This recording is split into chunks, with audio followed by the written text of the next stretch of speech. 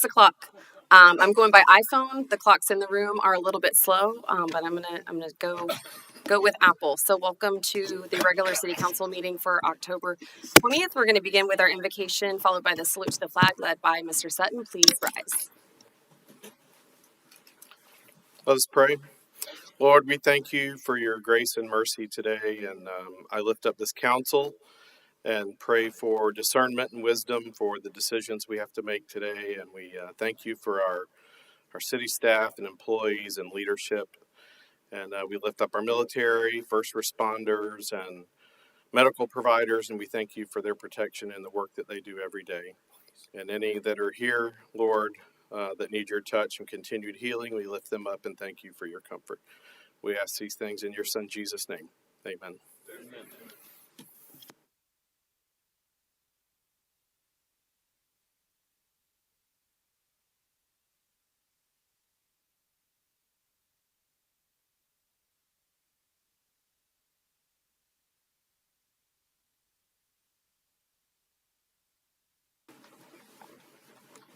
Forgot to move my gavel.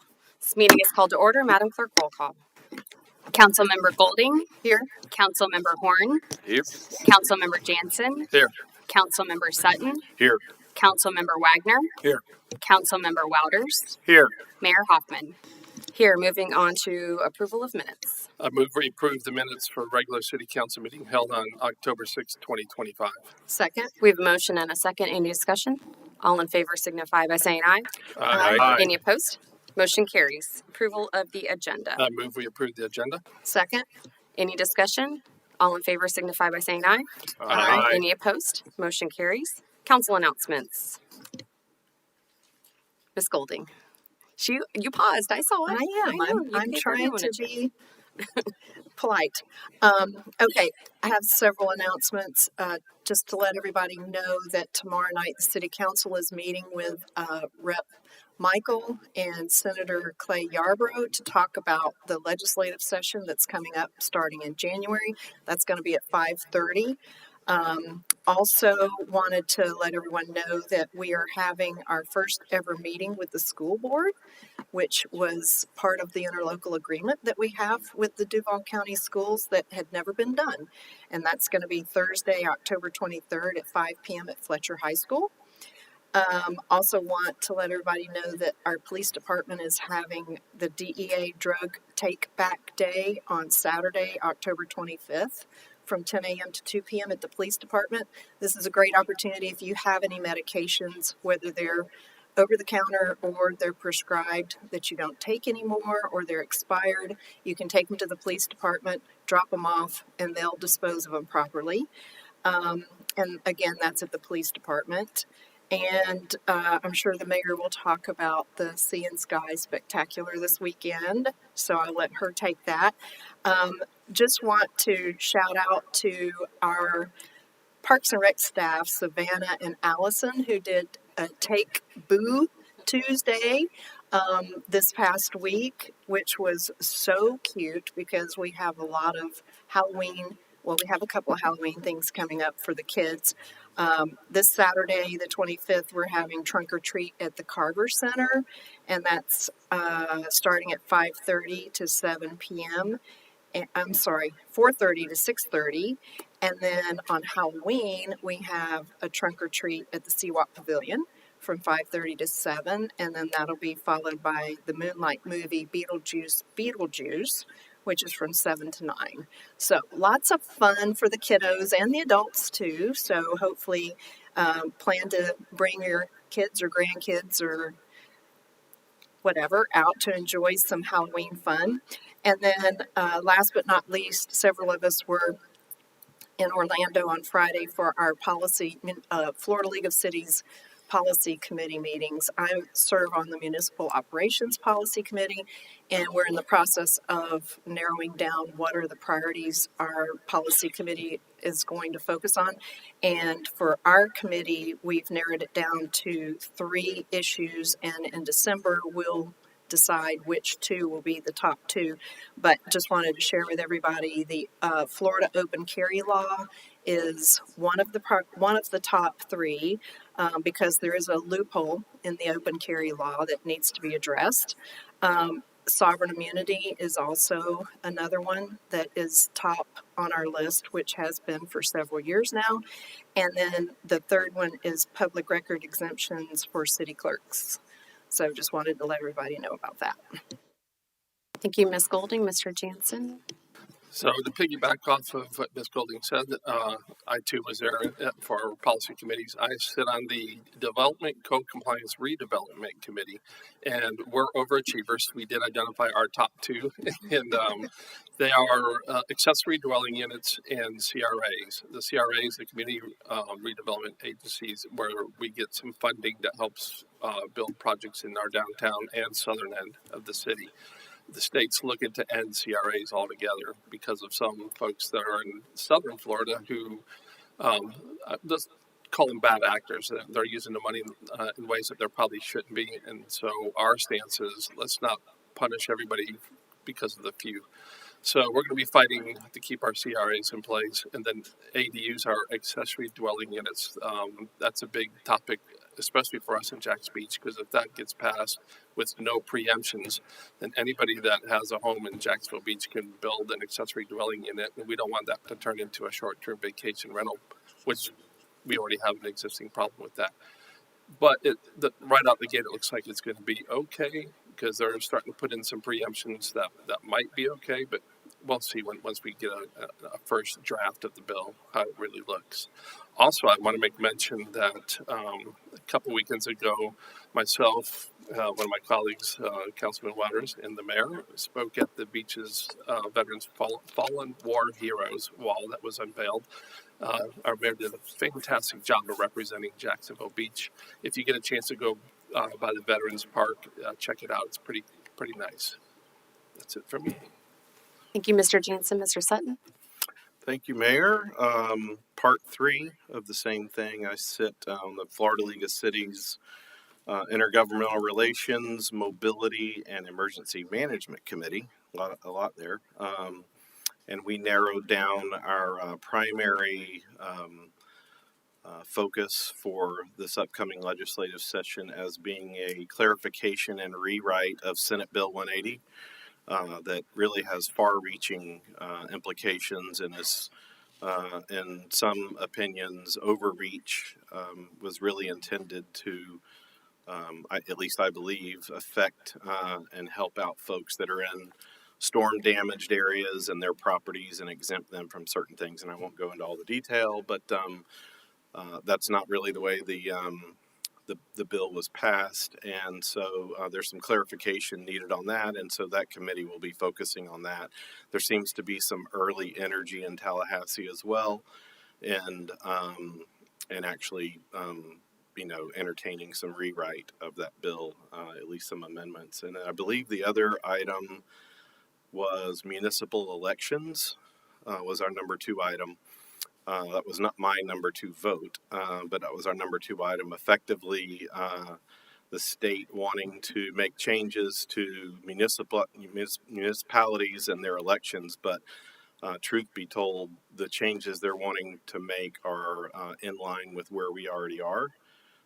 Locally here with 4-year terms and the elections either being on the gubernatorial or the presidential election years. But there are municipalities that have everything you've ever heard of, no term limits, odd number of years, 3-year terms, everything. So they're trying to bring some normalcy to all of that. But those were the 2 items that came out of our committee. Had the opportunity today to participate in the Art with a Heart in Healthcare tournament. A great cause there, and our own mayor, Christine Hoffman, was the MC, and she did an exceptional job in helping raise money for that nonprofit. So thank you, Mayor Hoffman. That's it. Thank you, Mr. Sutton. Mr. Wagner? Thank you. So, wanted to share an experience that another member of the Wagner family got to take part in this week. My wife, who many have heard me talk about this from the dais, who's a 14-and-a-half-year breast cancer survivor, took part in the 5th annual Best Breast event, which was part of the Ed Malin Foundation, and they had record-breaking fundraiser. And my wife came home with about a 3.5-foot tall pink Alan Donovan seahorse, which she's very excited about. And I now understand will be our front door display every October. So I'm very excited about that. Because you would all be disappointed if I didn't also talk about the very fascinating Florida League of Cities. I'm also on one of the committees, the really exciting Finance and Taxation Committee, which is just literally a laugh a minute. We also narrowed down our priorities, not to outdo Councilor Jansen, but to one. So we have decided on one priority. It is on the impact of property tax. There was consensus on our group that we have to look for solutions that benefit the constituencies of the various communities in the state of Florida versus just opposing changes to taxation, right? We know that there's opportunities to be more effective and more efficient with taxpayer dollars. And so we're going to be looking at friendly solutions, particularly focused around, potentially focused around seniors, people who have served the country in other various scenarios, to propose a series of changes to the state. The state has already preemptively, the Speaker of the House rolled out a series of 8 potential bills that could end up, or he's suggesting they would end up for a vote on the next election cycle. So we want to get ahead of it and really end up with something that really makes sense to the constituencies around the state of Florida. Thank you. Thank you, Mr. Wachter. Mr. Horn. All right, couple of things. First off, this is our first council meeting since it was been 2 weeks since I want to comment on the Jaguars and their wonderful victory. Night football against the Kansas City Chiefs, that was absolutely amazing. Our subsequent efforts, well, we're doing the best we can. No, we're doing pretty good, but I just wanted to see us keep rolling along. So, I also sit on a committee at the Florida League of Cities. And just so everybody knows, these committees, we focus on these items because we know these are things that are coming down the pike from Tallahassee, and they're things that are going to affect our cities. And we're trying to get ahead of this, and we're trying to work together, local voices, local choices, all these small and large cities, municipalities, townships that are all working together to make sure that the citizens get what they need. I sit on the Utilities, Public Works, and Natural Resources Committee. One of the things that has been brought up several times over the last few years and is going to come up again this year, the 2 items we're addressing are, number one, enterprise fund transfers, which is transfers from the public utility in your area, and this in our area would be Beaches Energy Service. And as Beaches Energy, you all are the shareholders, as it were, of Beaches Energy. And as Beaches Energy makes money, and if it makes more than it spends, that money comes back to the city, and we put it back into other projects, and paying for our staff, paying for our upgrades, paying for things that we need. The other thing is extraterritorial surcharges. If you think of that concept, basically, we don't serve just Jacksonville Beach. We serve multiple other areas. We have, and all according to the state law, public utilities have the right to charge more than it costs them to provide utilities in other areas. The thing that's come out is people say this is taxation without representation because those citizens don't live in your area. They can't vote for you, and they can't say whether they can't say whether you should change the rates or not. And unfortunately, it's not taxation without representation. It's fee for service. If we're going to go and we're going to put down another 20, 30, 40 miles of whether it's electricity, water, whatever that costs. Jacksonville Beach does not charge, we do not charge extraterritorial surcharges. There are other areas that do. I just want to make sure you folks understand that this is not coming from areas where there are people who are suffering. Unfortunately, what we're seeing is some legislators who are pushing this out. Legislators who work in areas where they are, I'm trying to couch my comments here. They're paid. Their utilities are large multinational corporations or large national corporations that are trying to run off places like Beaches Energy or JEA. They want us to be hamstrung by these rules at the state level and make it harder and harder for people like Beaches, organizations like Beaches Energy to work. And then ultimately, then we just say, okay, fine, we're going to let a large company come in and take over, and that's not what you want. We're doing the best we can, and we're going to keep pushing for that and for the citizens of Jacksonville Beach. Thank you. Thank you, Mr. Horn. Mr. Jansen. Yeah, pardon the revisit, Mayor.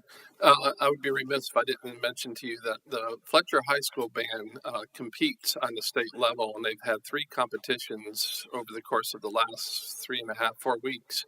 And on each case, on all 3 competitions, they came out victorious as the grand champion statewide. So, mad applause for them and the work that they did. Thank you, Mr. Jansen. That was worth a worthy revisit. You will all be glad to know that I do not sit on a policy committee with the Florida League of Cities, so I have no issue updates there, but it is a big week. It's a big week for us. It is Florida Cities Week. I think that must be why all the city staff is here. You guys all here to celebrate with us. It is a Florida League of Cities initiative, and we are participating by shedding some awareness on how hard our city staff and everybody involved works to keep our city humming. So look out for information on that on social media. Also, if anything that we've said so far intrigues you and you just want to learn more about these issues and about how a city works, we have a really wonderful program called the Citizen Information Academy that is coming back around in April, and even sooner than that, so you have time to do them consecutively, is the Citizen Police Academy. That's going to be starting in January, but you need to start thinking about applying for it. They're taking applications now-ish or soon-ish.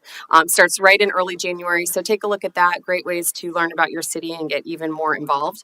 But the other thing we have going on this week is the air show, as Councilmember Golding alluded to. So the air show is on.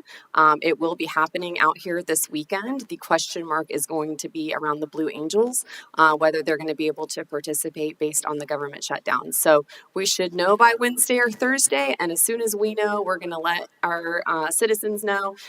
So look for official sources. This is the City of Jacksonville's event. So if you see something from the City of Jacksonville or the City of Jacksonville Beach or our police department, those are reliable sources. Anything else, please just keep scrolling past it until you see something from an official source. We're hoping for the best, but we are planning on having a great air show with our civilian performers out here as scheduled.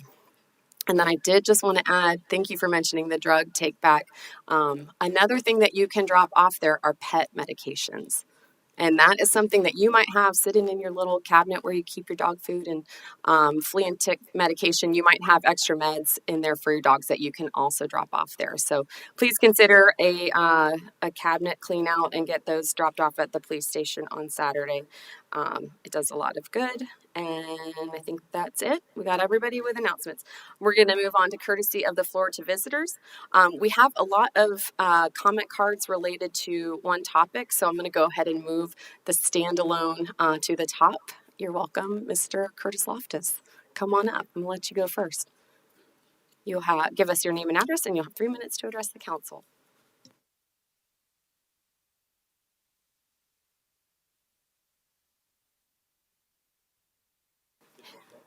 There you go. Thank you. Am I on the clock? Curtis Loftus, 11473 Oakfield Court, number 102, Jacks, Florida, 32258. Ooh, that was hard. Yeah, that's it's good to see you all. I still do have an office at the beach, so have no fear. Deck the Chairs is right down the road. And that's why I'm here. It's great to see everyone. I miss you guys. We've been working very hard on this season's event. It's within a month, believe it or not. We're going to be in the park, starting to do an installation around the 17th, 18th, and then it's all the way through January 1st. And I wanted to share with you that last year when we spoke and I got to do an overview of the event, you heard a lot about student arts programming. And we've once again dialed in on the stage, we've dialed in on the park space, and we've got an exciting schedule of events that you have in front of you. There were about 40 stage programs last year, student stage programs. This year, there's over 45. We also have 22 student decorating. The chair decorating challenge is now at 22. So we have a broad list of schools across Jacksonville and programs that are involved in the student decorating challenge. We will be doing a market, which is kind of fun to see. We're testing this. We've talked about it. Everything is about the experience. We're a small nonprofit still. We've got a small staff, me, and we have a lot of volunteers still committed to Deck the Chairs. There's still, and will always be, I believe, so much love for the event, and it grows because of the park that you provide. It's the experience, the holiday experience that those families get to see. We keep it free, which has been very interesting over the years as we've grown and expanded, and some of these costs for sure have grown along with us. So anyways, 40 seconds, 30. Please, any questions, call me, contact me, Curtis at deckthechairs.org. We're super excited about the season ahead. So thanks again, City, for letting us do this. Thank you, Curtis, for all you do and for reminding us how close we are to Christmas.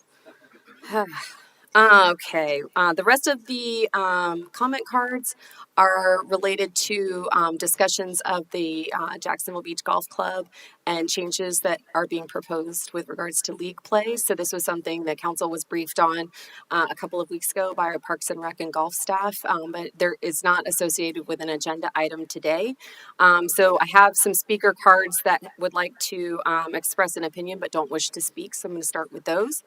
If you want to raise your hand or just wave when I say your name, or you don't have to, but just so we see who you are. Gibby Peace opposes the league changes. I think it's Gibby. And then Patrick Norris opposes. Thank you for being here, Patrick. Anthony Natuno also opposes. Thank you. Monte Lawrence. Thank you, Monty. Joseph Sawyer Jr. Thank you for being here. Muriel Bremer. Thank you. Jim Bremer. John Lacarcy. Did I get it? Sean Carty. Thank you, Sean. Ed Cal. Thank you. And Roger Donnellan. Thank you all for being here and for letting us know your thoughts there. We have a few speaker cards. You're going to have, when I call your name, you can come to the podium. Looks like the green light is already on, but give us your name and address. You will have 3 minutes to address the council. I just encourage you, if you're freestyling, you don't necessarily need to repeat everything that the person before you said, and you always have the opportunity to email and call us and speak again when the item does come to us on the agenda. So we'll start with Holden Hackbarth.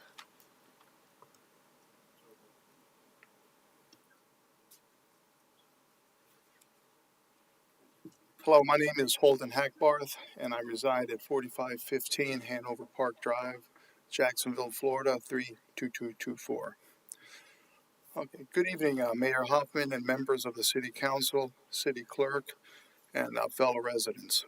I am president of the Jacks Beach Golf Club Seniors Golf League, and I and the members of our league appreciate the opportunity to speak here tonight. We are here this evening to respond to the City Council briefing on September 8th and the proposed changes of the Golf Course Bylaws 2025 by Trevor Hughes, Chief of the Parks Development and Maintenance. We discovered the details of the changes in the September Beaches Leader article when a member came across the article. There was no attempt to contact and discuss with the league regarding the proposed changes for 2026 to the Golf League. The changes that we are most concerned about were discussed in the group and league play section, page 4, as follows. The integration of both senior men's league into one Wednesday men's league, same for the women on Tuesday. This includes league play controlled and administered by the Pro Shop staff. That's a very important point. And also the loss of Monday and Thursday for the women tea time blocks. It is my understanding that these league changes have been triggered by complaints regarding the inability to get weekday early AM tea times at Jack's Beach Golf Club, as described in golf course bylaws by Trevor Hughes in the section titled Concerns Identified on page 1. The Senior Men's Golf League, including the Golden Putters, have a long and rich history at Jack's Beach Golf Club. The Jack's Beach Golf Club seniors was started by Joe Sonati in the mid-'80s. The Golden Putters started a decade earlier. Although not all our members live in Jacksonville Beach, we have members that have lived in Jacksonville Beach all their lives, including longtime residents of 20 plus years. Others built successful business here. Some have taught in Jacksonville Beach schools, while others reside in Pablo Tower. The veins of our league are deep and thread throughout the city of Jacksonville Beach. Before the Jacksonville Beach course was remodeled, it was in not very good shape. And these golf leagues continue to play year after year, contributing a major portion of the revenues collected. You must wonder if the course would have been shut down and converted into another subdivision if it wasn't for the steady revenue generated by the consistent league green fees before the remodel. I would like to propose that Mayor Hoffman, City Council members, and the Department of Park and Recreations consider the following compromise. Our first priority is the leagues maintain their individual identity and autonomous operation as we have been on Wednesdays. This includes no league fees charged by the course, as has been the case since the leagues were started. The second priority is to recapture our Monday tea times. If this priority cannot be achieved, we'd like to request additional tea times for 2026 on the Wednesdays to help offset for the loss of the Monday tea times. Our current membership size of 74 members cannot be sustained in our current tea time blocks on just Wednesdays. The men's leagues play all year round, cold days, windy days, rainy days, and the hot and humid days of summer. Basically a steady stream of revenue all year round. Weather forecasts are finicky, and it is expected of our members to show up at the course no matter what the forecast show to determine playing conditions. You would be surprised how many times we got our rounds in despite the gloomy forecast. Mr. Hackbarth, I'm just going to ask you to wrap up since Why don't I wrap up with my last and if you paragraph? could email that letter to us, I think that'd be really helpful as well. Yeah, so thanks Mayor Hoffman and council members for your time and attention. We appreciate your service to the community and respectfully ask you to consider these issues carefully on behalf of the Jack's Beach Golf Club seniors. Thank you. Thank you. William Bissonette? Yeah, and we definitely don't need to have applause after every comment. Thank you so much, Mr. Bissonette. I'm William Bissonette, 19 Fairway Road, Jacksonville Beach, Florida, 32250. I came here with the Navy 40 years ago, retired here, stayed here, and I've been playing golf at Jack's Beach all that time. As my previous gentleman said, we've played through bad times, good times, doesn't matter, we're here. So those 15 times or 17 tee times that we have, they're going to be filled and they're going to be paid. We want to make sure that we don't want to lose those.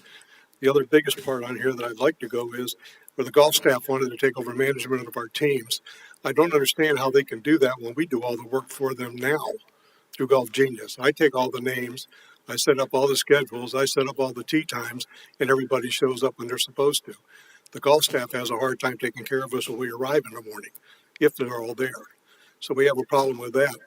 The other one I want to make sure of, they have access to our Golf Genius. They're the ones that tell me when I have too many members.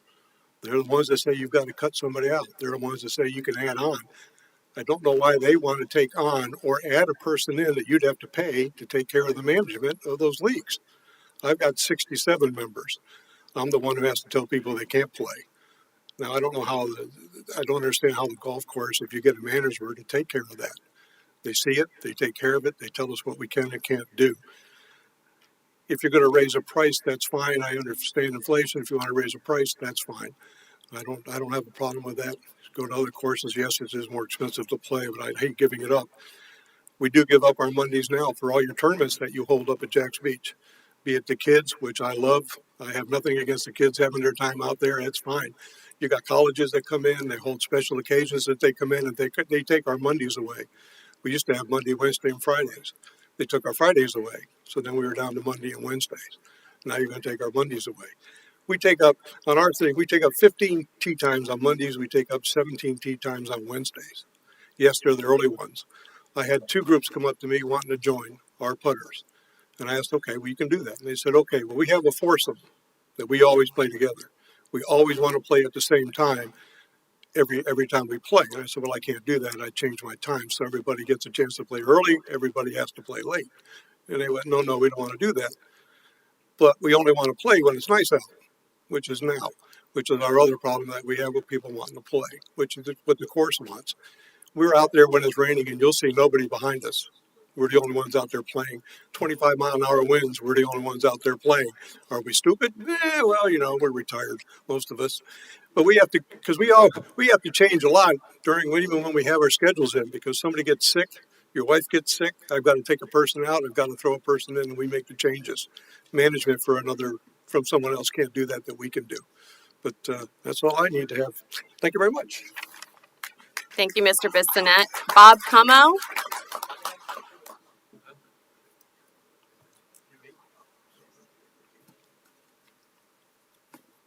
My name is Bob Kumo, 4456 Apple Leaf Drive East, Jacksonville 32224. I'm going to repeat some of the things that have been said. The effort put into the rate changes and the league changes is a lot of effort, but they didn't consult the people who are most affected, and that's all the golfers who play. You're telling us who to play with, when to play with, the games, the teams.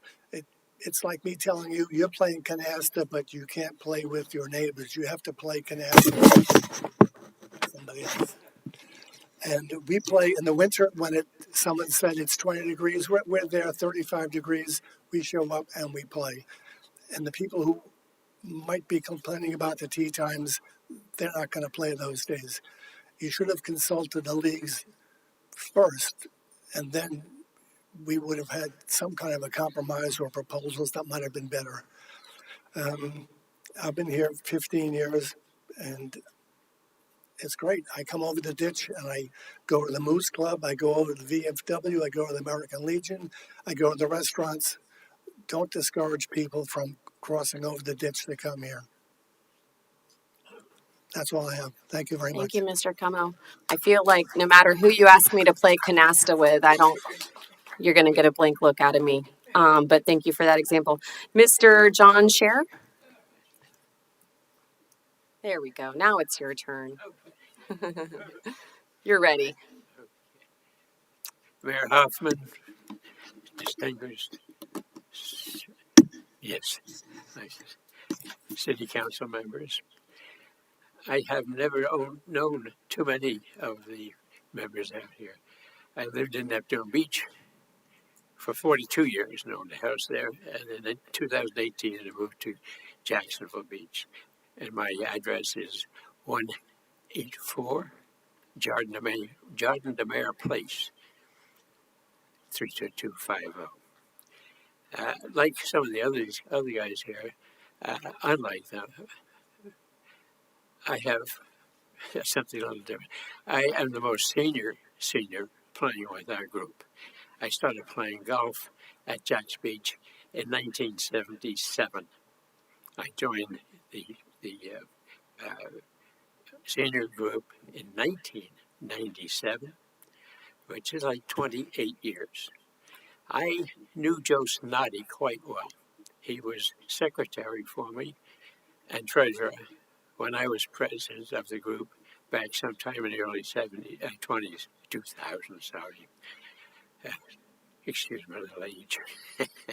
At any rate, I knew Joe quite well, as I say. I had no idea until a few minutes ago that Joe founded our organization. I can tell you one thing better about Joe. He was having trouble for some reason or other with your membership, city, help me somebody. some, City manager? well, no, a city representative. Okay. Joe was one of you. And he was very high on golf, very avid golfer. He had an opportunity. He came across some acreage across 15th Street South. Plenty of room for 9-hole additional golf course. He took it to the city. The city declined. Had they gone through with purchasing that, they didn't have the vision that Joe had as far as golf is concerned. Maybe nobody else played golf, I don't know. But we wouldn't even be discussing this today, I believe, if the city would have gone ahead and purchased that land. The land that I'm referring to is right off the 18th tee, right here at Touch Beach, the golf course. And it's now it's been developed as a property situation, and there are probably, I don't know, maybe a dozen or a dozen and a half houses there. It's called March View. You might be familiar with it. If you go down 15th before you get to the curve, the 90-degree curve, it's on your right. I'm sorry that he wasn't able to do that. I had a few more things that I wanted to mention, but the other speakers so far have already covered that, so I won't bother you with any more. Thank you so much for your time, and it's a pleasure being here in Jacksonville Beach, believe me. Thank you, Mr. Chair, and thank you for providing some historical context. Lloyd Archibald.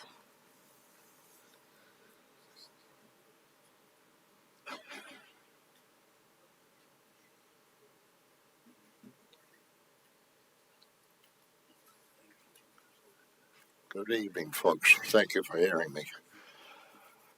My name is Lloyd Archibald. I live at 127 7th Avenue North, right down the street here.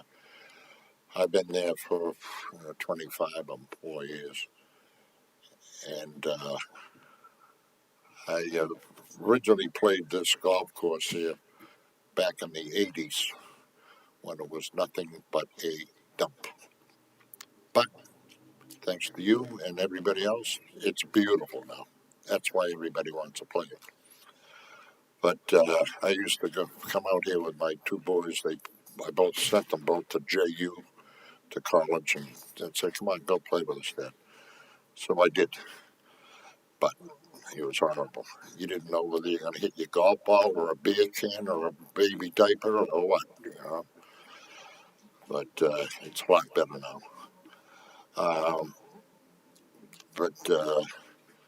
No, it's a pleasure to play this course now. And most of us here are all senior citizens. This is the only activity that we really have. I can't go out and play football anymore. Can you guys? And, it keeps us busy 2 or 3 days a week, which is great. And when we all go out there, this is my course, your course, their course. We take care of our course. We go out there, every time we dig a divot, we get the sand, fill it in. We get on the green, we fix all the ball marks, We got one nut that's a little extravagant. He comes in, fills his golf cart up with sand, and goes out and fills every divot he can find out there. We get a little upset because he slows us down a little bit, but we got people like that care about this course. And I don't think we should lose any tee times. By us going off first in the morning, we're out there fixing the golf course up before the greens crew has a chance to, and we're making it better for everybody that comes behind us. So I really think you should consider this, that we are taking care of the course. We're not hurting it in any way, on purpose anyway. But I just, that's about really all I wanted to say. And, the crew that you have running the club there, the pro and the assistants, they're great. Absolutely fantastic. Like we spend a lot of money there buying stuff in the pro shop. We go into the restaurant after golf every day, and we spend money in there. We have a lot of fun, and we love it. So uh, please don't try to take away our tea times. That's all I'm asking. And we can manage our own things. The pro shop is very helpful, but we manage our own thing. We just come in and sign up and pay them. That's about it. So if you hear me out, I would respect that. Thank you, Mr. Archibald. Thank you. Pete Hoban.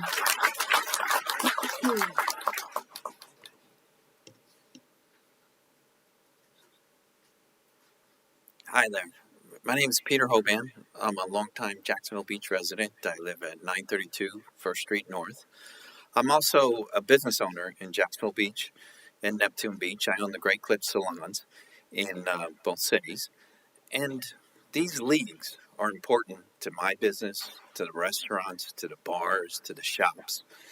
We market to the running group, to the biking group, to the bowling leagues, to the golf leagues.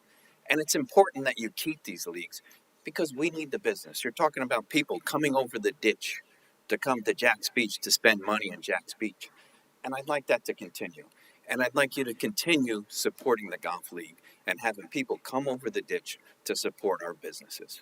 Thank you. Thank you, Mr. Hoban. That concludes our courtesy of the floor. We have a short agenda, but it's a big agenda. So if anybody wishes to depart the council chambers at this time, please do so kind of orderly, quietly, and please exit the building entirely before, if you guys want to stop and chit chat afterwards, because the sound travels down the hall. So we'll give you that opportunity right now. You don't have to leave. You are certainly welcome to stay, but we're going to go ahead and proceed with the rest of the agenda. Thank you all for your courtesy of the floor comments. Moving on to consent agenda, may I have a motion? I move that we approve the consent agenda. Second. We have a motion and a second. All in favor signify by saying aye. Aye. Any opposed? Consent agenda approved. Moving on to Resolution A, Ms. Nelson.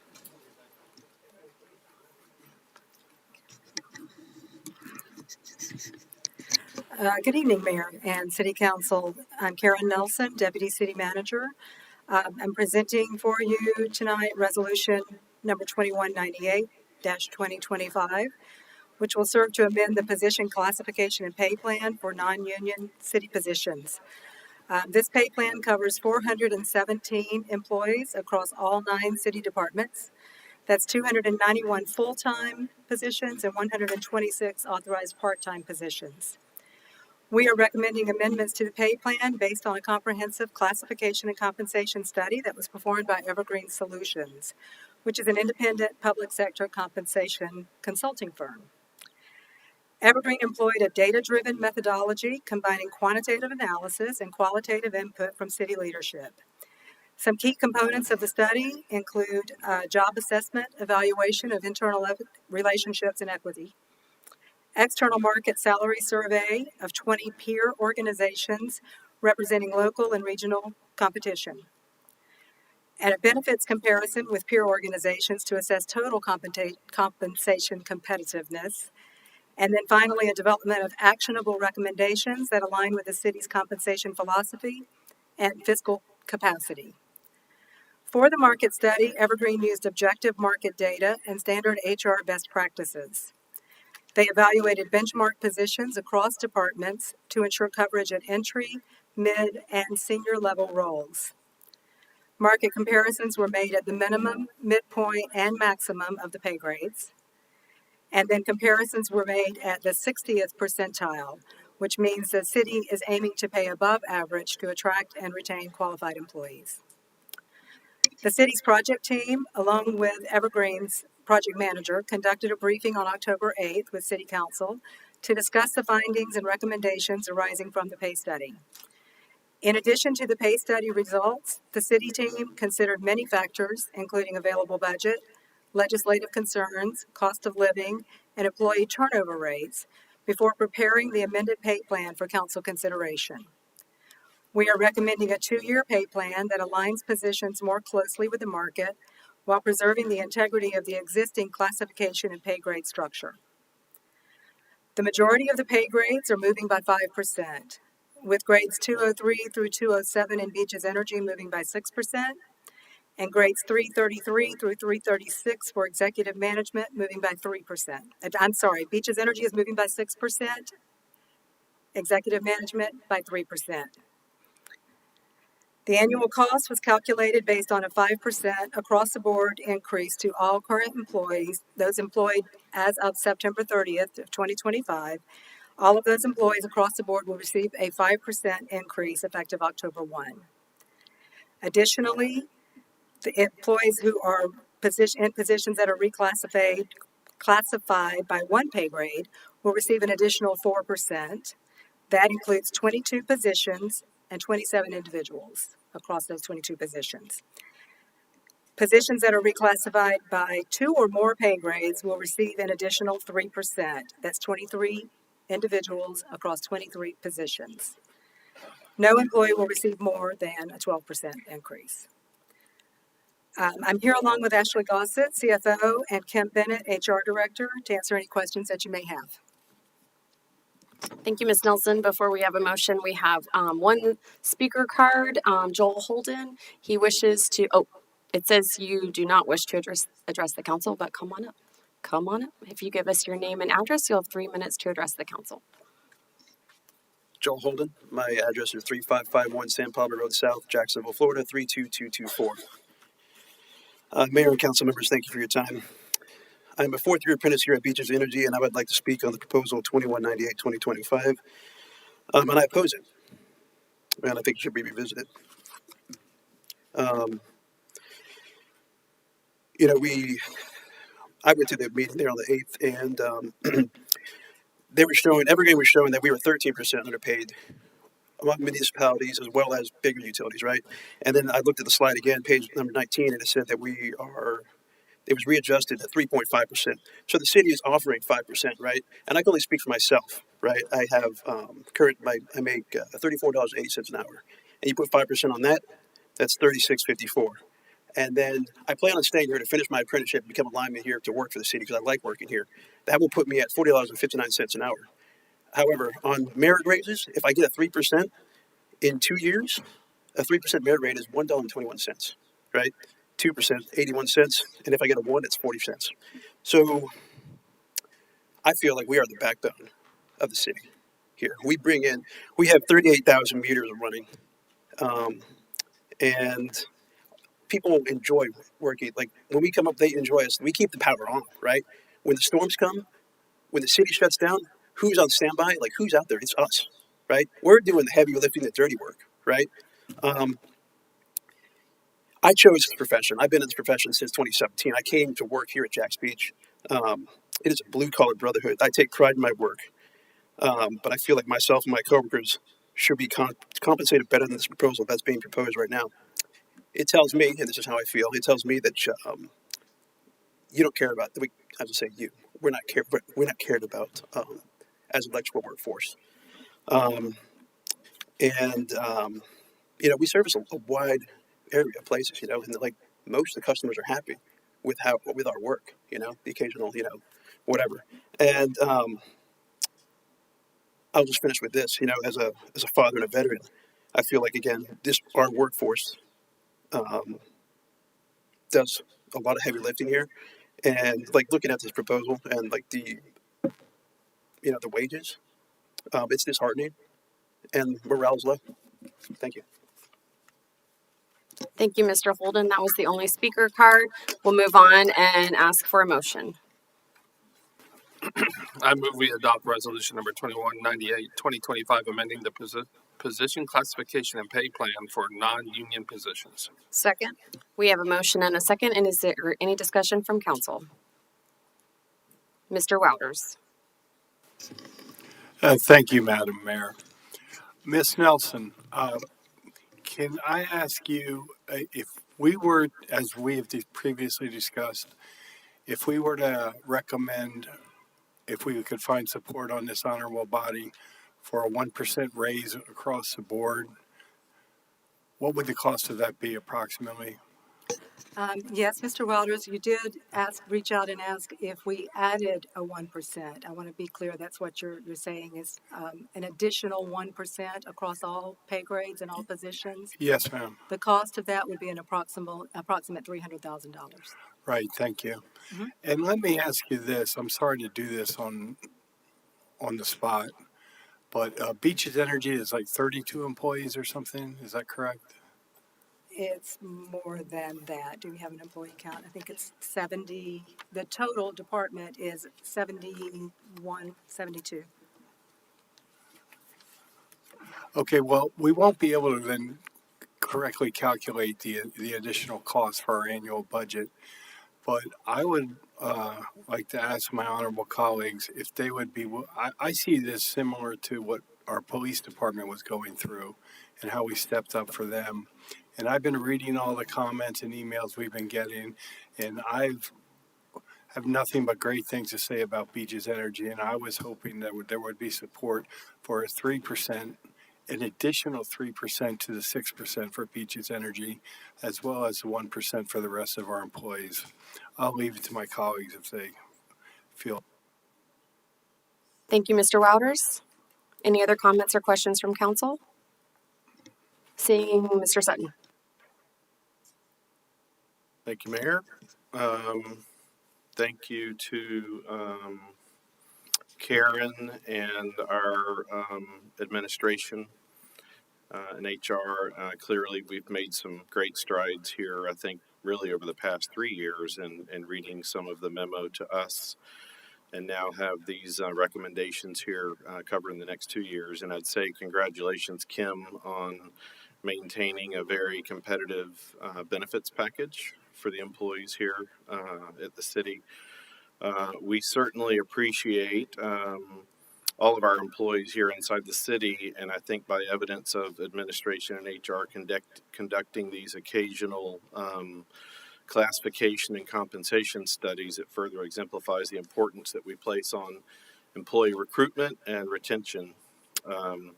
That being said, I believe we as a council and representatives of our constituents in Jacks Beach have an obligation to balance cost and expense with revenue, current economic conditions, and future economic forecasts, and generally using good fiscal responsibility with the budget dollars that are afforded through our citizens. So with that, I want to propose an amendment to the resolution, and I'll outline part of that as follows. So for fiscal year 2026, adjust pay grades 203 through 207 by 6% as proposed. Adjust pay grades 333 through 336 by 1.5%. Adjust all other pay grades by 3.5%. Employees who were employed on or before the effective date will receive a 3% increase, with the exception of pay grades 203 through 207, which will receive a 5% increase. Positions reclassified to a higher pay grade. I believe Ms. Nelson indicated there were 22 that would be reclassified one level, another 23 that were 2 or more levels. So those employees that are reclassified may receive an additional adjustment at the discretion of HR and leadership, not to exceed 2% for one pay grade adjustment, and in no circumstance not to exceed 3% overall for reclassification purposes of multiple pay grades. However, any reclassification will allow any impacted employee to be brought to minimum of the new job grade, regardless of the salary increase that may equate to. For fiscal year 2027, adjust all pay grades by 2% effective October 1st, 2026, with the exception of pay grades 203 through 207, which would receive a 3.5% increase. Employees who are employed on or before the effective date of October 1st, 2026 will receive a 1.5% increase, with the exception of pay grades 203 through 207, which will receive a 2.5% increase. And specifically around Beaches Energy, I'll say while certainly all of our employees are important and valued, I believe it's of utmost importance to keep our essential workers' pay scales and pay in as competitive a position as possible.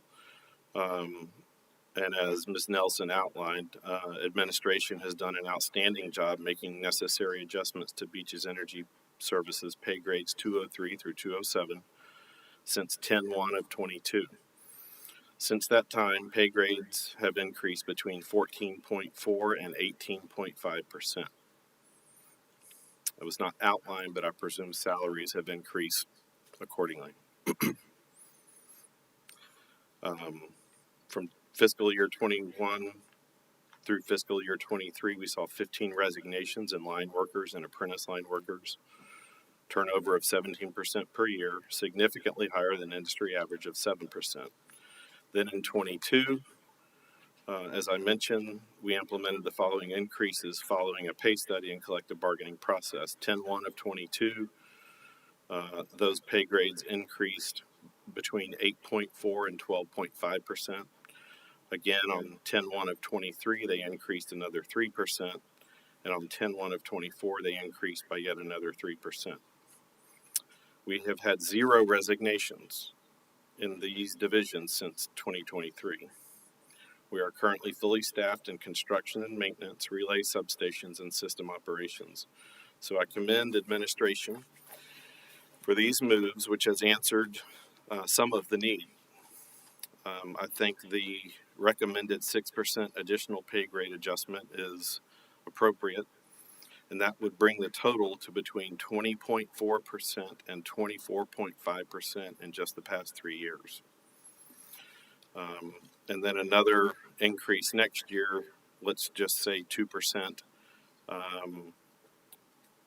or 2.5% next year would essentially bring that to between 22 and 23%, up to 26.5 to 27% over 5 years. So, I think and respect the study that was done. I think the work that's been done is commendable, but at the same time, I think we need to be fiscally responsible and stewards of our constituents' dollars. So I'd recommend that amendment. Mr. Sutton, I'm not going to make you reread all the details again, but Thank you. can you propose a concise amendment just so we have something to vote on? Maybe just reference your statement. Yeah, make a proposed amendment to incorporate the outline changes, and I'll be glad to submit those to the city clerk. Thank you. There's a motion on the floor. Is there a second? Second. Mr. Wagner is seconded. Discussion on Mr. Sutton's amendment. Ms. Golding? I need you to, if you could, walk through it and explain it because there was so much to it. I think we really need to better understand the details.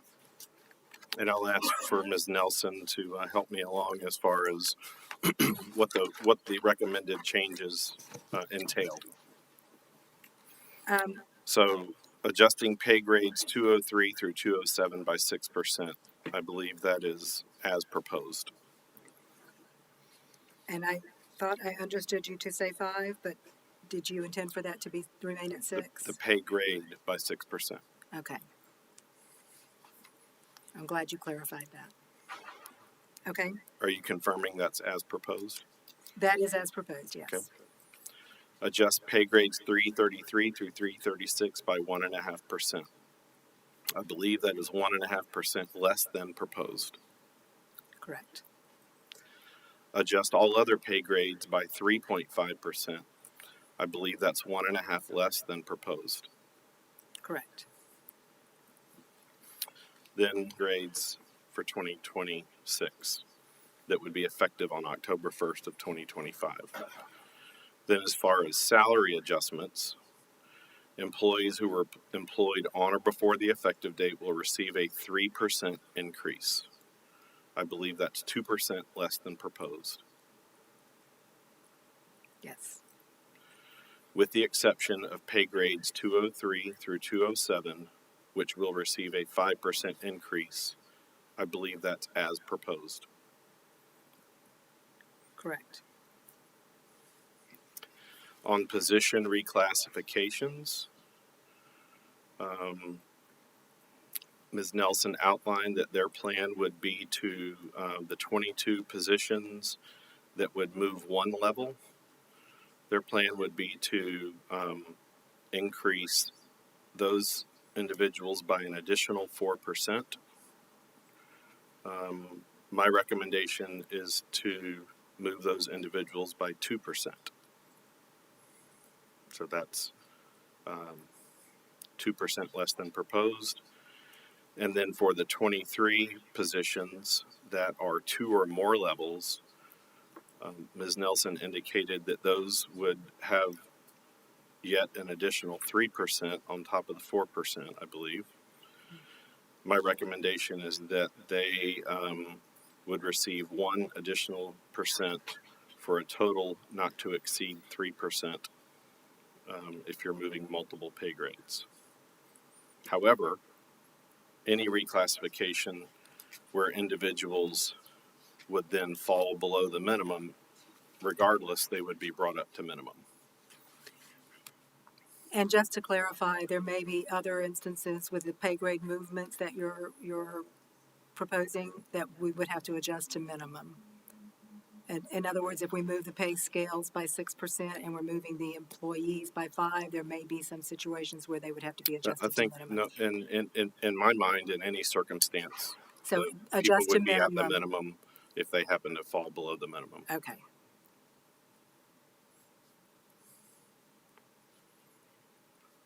Those are my recommendations for the current budget.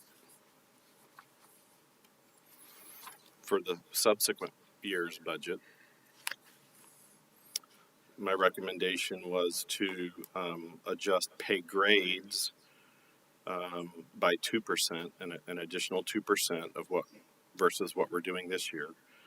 That's 1.5% less than proposed. You agree with that, Ms. Nelson? Yes, that's correct. With the exception of pay grades 203 through 207, which will receive a 3.5% increase. And I believe that's a 1.5 less than proposed, possibly? 1.5. 1.5 less than proposed. And that's the grades. And then as far as salary adjustments, employees who are employed on or before the effective date, in this case it would be October 1st of 2026, will receive a 1.5% increase. That's 2% less than proposed, with the exception of pay grades 203 through 207, which will receive a 2.5% increase. And you'll have to help me there. Is that 2.5% less than proposed? Correct. Okay.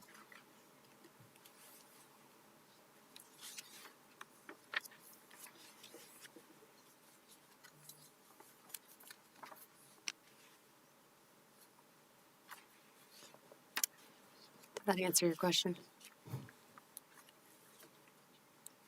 It did. But I would like to say that my feeling is this, that I would be inclined to propose that we defer any decision if we are going to make adjustments like this, because what I'm hearing is that there were recommendations for some of the employees to get increases that Mr. Sutton is now saying he wants to decrease what those employees are getting. And so I really like to better understand that, as well as understand how does that impact our budget. So I'm just sharing my concerns because, you know, we've had some time to look at this, but then to, you know, I guess I have an uncomfortable feeling about now we're talking about reducing what was suggested to us would be making some of these other employees competitive. So I don't understand why we would want to, reduce for some of those employees if that is what is recommended to make their positions competitive. So I have some discomfort with this. Mr. Wagner?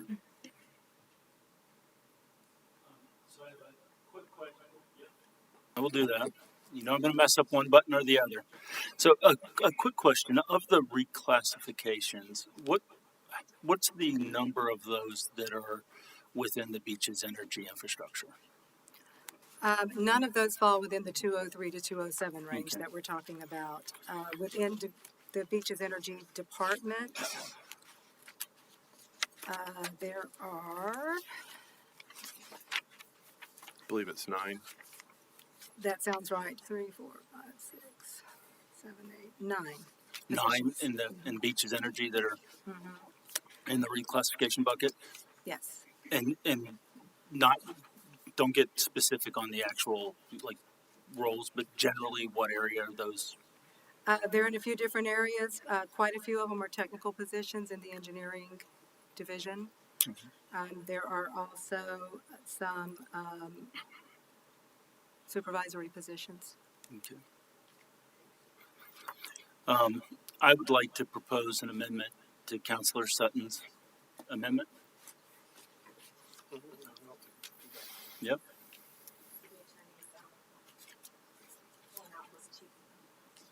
Robert's Rules cheat sheet. I used to let us do amendments to amendments, but apparently you're not supposed to.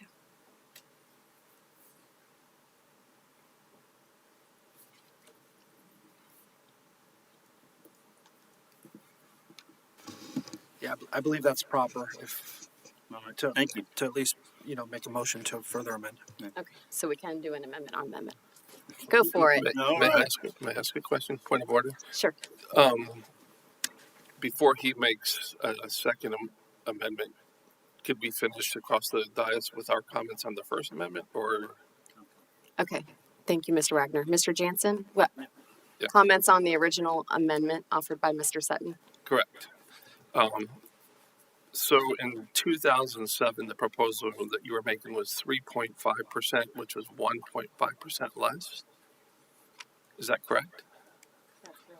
See, I kind of agree with Councilor Goldie on that. I think when it comes to our Beaches Energy personnel, those are essential services, and I think they should be made whole. I don't agree with the decrease in their pay schedule on that 2007 1.5 decrease. The question I have for Ms. Gossett is the overall cost, not on his amendment, but from the original proposed, was how much? So the overall cost over the adopted budget, or? Yes. So the total cost of what's being proposed is $300,000 greater than what was adopted in the 2026 budget. Okay, so now the question comes that, as Mr. Sutton alluded to, we have responsibility to balance this budget. And our budget was a little bit over this past year. So we are working off of some extra funds in our budget this year. So now the question comes, how does this affect us in perpetuity? In other words, if we pass this year and it's $300,000 this year, what is it next year or the year after that, or maybe 3 years down the road? Are we looking at a $1.2 million shortfall? Because if you give these raises, they increase in perpetuity. So they would be increasing over time. Am I not wrong in that? No, you're absolutely correct. The wages would always build. I have not seen an instance where we cut wages. I've seen an instance during the Great Recession where we froze wages for a period of a couple of years. But you're right. We experience growth year over year. Okay. Similar to our police department, these were essential employees, and we saw what happened when that slipped through the cracks. So I think it's important that these folks, especially at Beaches Energy, are made whole. And I would like to see the Beaches Energy rates be our raises and proposals remain as the city first gave them to us. One other concern of mine is, well, two other concerns. One was I see firsthand, because my wife's a teacher at Duval County Public Schools, and maybe this is not apples to apples, but they're having an issue where new hires are making nearly the same in salary as veterans that have 15 to 19 years on. Some of them within $5,000 of overall salary. And we have to make sure that we don't fall into that bucket as well. I think you're going to see something in the headlines probably within the next 6 months and that arena as far as Duval County Public Schools are. And we don't want to fall into that boat either. And also, because of my previous employment with the Jacksonville Sheriff's Office, I worked in a portion of recruiting. I didn't do any of the recruiting, but I did do the interviews. But oftentimes, now this is a couple decades ago, we were poaching police officers from the beaches communities and from St. John's, and I can see the same thing happening with JEA and Beaches Energy. If we don't keep them whole and we don't keep our police department starting salaries high and we don't keep everything in line, we're going to fall right back into that realm again. The people are going to leave the beach and we're going to lose quality employees. So recruitment and retainment has to be a priority of ours. But in the same vein, we can't go over budget to a great degree, because then we end up having to take on debt.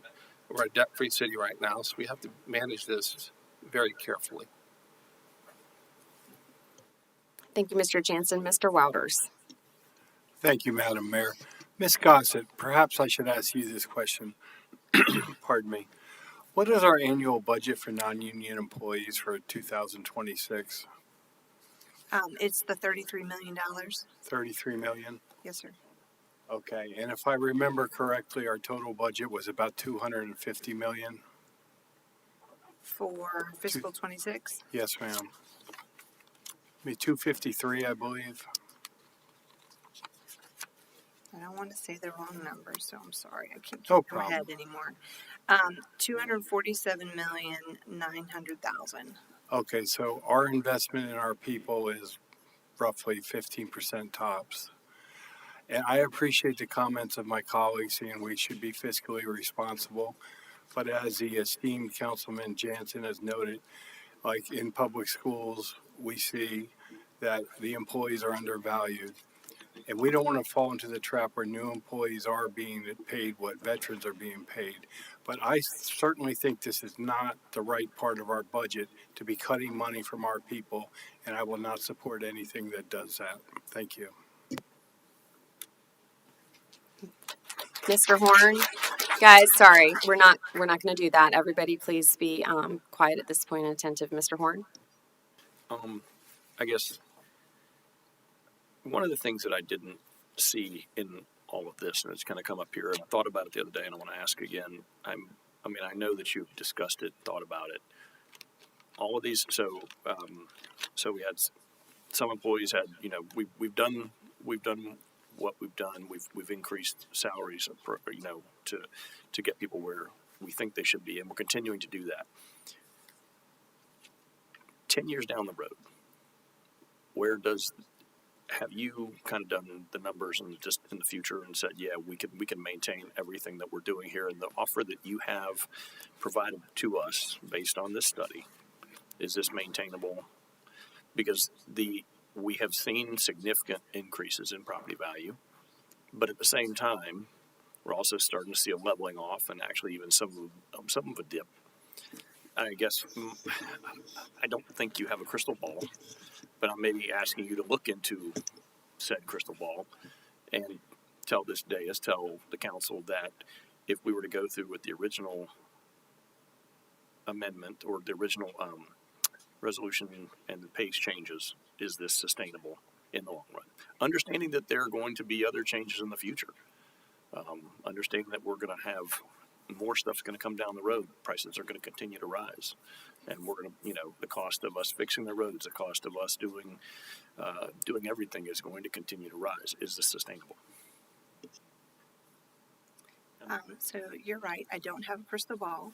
And we prepare cash flows, you know, on a 5, 10, or 30-year basis, depending on what fund we're looking at. But we prepare them with the knowledge that the further you go into the future, the less reliable the data is. So we focus primarily on the 5 years.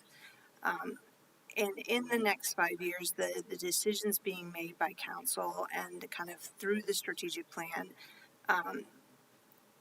as a priority, this is achievable. I don't want to say in the long term everything is sustainable, because we've seen a period of rapid inflation that I hope settles down and we don't see it continue like that, because I think we would struggle as an organization if we saw 8% inflation year over year like we saw after the pandemic. I guess I would say it comes down to the choices and the priorities of the organization in terms of making sure things are sustainable. Okay. I mean, I just, our human capital is important. And yeah, just, it's a lot to digest on all sides. And then Councilor Sutton's amendment, I'm just trying to process everything here. Okay, thank you. Mr. Wouters, your light is still on? Oh, I'm so sorry. No worries. Mr. Wagner. Before I start, Councilor Jansen, do you have a comment? Yeah, one last comment. So, as we have in the past, if somewhere down the road, a year or two down the road, we have, I don't know, a 2009, 2010 type year, or if we have the other direction, pick your poison. We as a council on this dais could certainly approach and talk to the city staff about a COLA adjustment in salaries in the future if we needed to. Is that correct? That's correct. I mean, as we said, we don't know what's going to happen in the future, but we are putting forth recommendations based on the current environment and based on the current market, current conditions that we are in today, and trying to project just 1 year ahead and making sure that we're presenting something that will not only bring us more closely aligned with the market, but that we feel like is sustainable and reasonable. And that's what we're putting forth. If we find ourselves in a situation like we did in 2008, 2009, those were years where we had to put a pay freeze into place.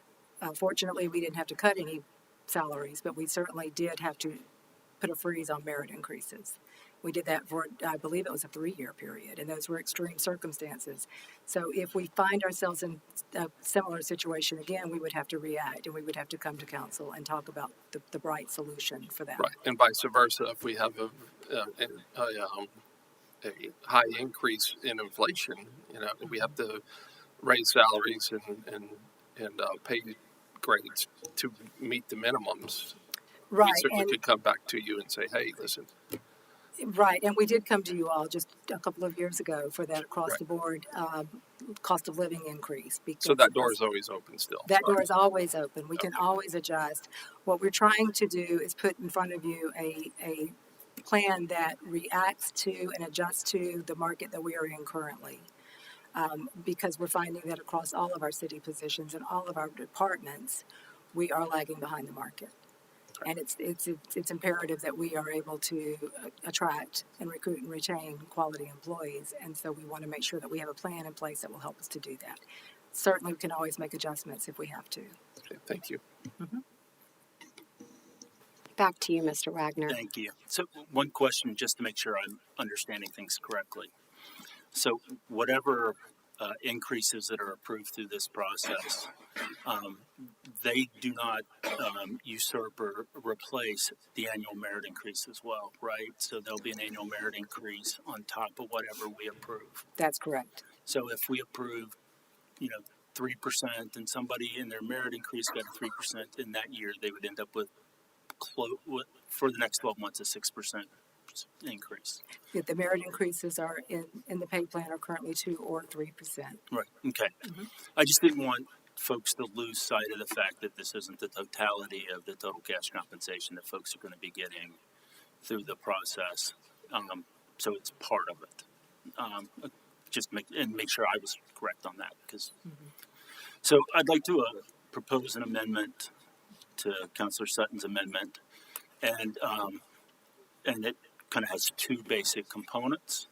The first is I would like us to modify the proposal as submitted to a one-year proposal, a 2026 only proposal.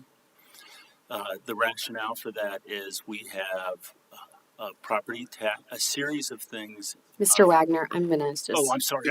Yeah, I know. Let's Sorry. state the proposed amendments concisely, and if you get a second, we'll turn it right back over to you to justify. Thank you. I'd like to propose we make the proposal as provided a one-year 2026 proposal, and that we revert in Councilor Sutton's proposal anything that reduced 203 to 207 back to the original proposal for Beaches Energy. There's a motion to amend. There's a second.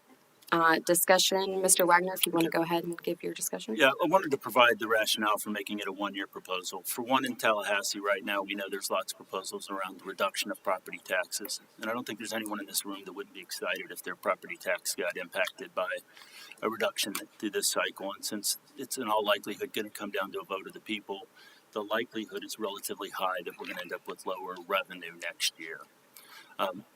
Point one. Point two, I don't know that based on at least a dozen letters that people took a lot of their own personal time and energy and put some really heartfelt thought and insight into and provided to me, and I would assume other counselors, that we knocked this one out of the park. And I don't feel like we knocked it out of the park well enough to memorialize it for 2 years. So I would really like us, based on those two factoids, to approve the amendment as modified for this year, and really go back to the drawing board for year two and think about our essential services and how we ensure that they're online, so that we're creating a culture, an environment where these people that are devoting their careers to our community, the way we're treating them aligns back to that. And so I'd really like to see that happen over this year. And I think with bringing the salaries back or to the original proposal, we're showing a good faith effort in helping to drive towards that increase, considering the nine reclassifications and then the 6% to everybody else and to them. Thank you, Mr. Wagner. Mr. Horn? Actually, I'll defer to Councilor Sutton first. Mr. Sutton? Just a question, as I thought about your amendment to the amendment. If you are asking for only 2026 to be considered and 2027 not to be considered, the only change, I believe, that my amendment recommended on the Beaches Energy pay grades and or salaries was in that second year. Oh, I thought it was the reclassifications percentages were reduced. First year was it just second year? Then I wrote it. The reclassifications, yes, but that had nothing to do with 203 through 207. 9 of them are in Beaches Energy. Not 203 or 2 through 207. Oh. Those pay grades are addressed separately. They are currently proposed to have a higher percentage increase in 2026 and 2027. And so Mr. Sutton's original amendment did not make any change to those pay ranges in 2026. So then the second half is mute. Then I would like to amend my amendment to the amendment. So do I understand? It still stands. Your amendment because was really your amendment really was just to remove 2027 from the proposal, and then Mr. Sutton's amendment would stand for all the adjustments in 2026. As long as, and I just must have wrote it down incorrectly, as long as the reclassifications weren't reduced for folks that are within Beaches Energy. The reclassifications will be reduced according to Mr. Sutton's amendment because that did not address pay grades 203 through 207. for the, for Those, the that's a carve-out pay range that we're talking about, but the amendment, the reclassifications Mhm. span, those pay grades span other departments other than just Beaches Energy. Right. So those were not addressed in his adjustments. Those reclassifications in Beaches Energy would be reduced by the same percentage as the other departments. Yeah, I still think my motion, I'll leave it as stands for beaches. Well, I guess I've made it for what it is. I've made it for 2003 to 2007, correct? 203. 203 to 207. Yeah, that wasn't my intention, but. Let's continue down the lights on the dais and we'll see where we end up after that. Mr. Horn? Yeah, sorry, I was actually still going to try for more clarification here. So, okay, conceptually, we take 2027 off the, and then was there the other portion of yours? I thought you said reinstate the changes or no? Yeah, I made an incorrect assumption that 203 to 207 equaled Beaches Energy. Mm-hmm. So I made an inaccurate assumption with that. Okay, so to clarify your amendment, can you just restate it for me? How you see it, what you would like us to discuss and vote on? So the first part of it is to make this proposal for 2026. Correct. Only. Okay. And then to bring back the original proposals for the impacts to Beaches Energy. Okay. And that's when we're okay on. So it's just, so basically you're saying 26. Okay. Thank you. Mr. Jansen? Yeah, so as he's amended, Beaches Energy as whole, correct? Pay grades 203 203 through through 207, which are the construction and maintenance, relay substation, and system operations. Okay. I'm okay with that, but the one question I do have is how much did we spend on this company to do the pay study? I think, Kim, about $40,000. Okay. And how long is that study good for? Relatively speaking. Well, it's intended, we generally do a study once every 3 years. Okay. With a recommendation to do a refresh or a kind of a limited market study every year. So we a lot of that times we can do that ourselves. But the full-blown pay study, we try to do that every 3 years. Okay. We're in a situation now where we've seen a lot of changes in the market just over the past 3 years. Sure. So if we find ourselves in that kind of situation again, we may reach out sooner to the consultants or do an RFP for consultants to go ahead and do another study if we feel like we're not reacting quickly enough to keep up with the market. Okay. So I agree with Mr. Wagner's amendment. I think that we should just look at 2026 with the study in place, and it's good for, in essence, 3 years. We can certainly dive down a little bit deeper. My one and only concern is what I mentioned previously. What are we looking in perpetuity? And I think that also affords us an opportunity to have a discussion about the rest of these proposals that Mr. Sutton was discussing. Thank you, Mr. Jansen. Mr. Wouters? Thank you, Madam Mayor. So, Councilman Wagner, so you basically want to adopt his motion, but just shorten it to 1 year? Mm-hmm. Okay, I just want to be clear in my mind. Thank you. Mr. Wagner, revisit? And just to kind of provide a little bit more on that, Councilor Wilders, it was really kind of reinforced by Karen and her just recent comments around like there's so much variation, there's so much unsettlement in the marketplace right now. The words are just not flowing.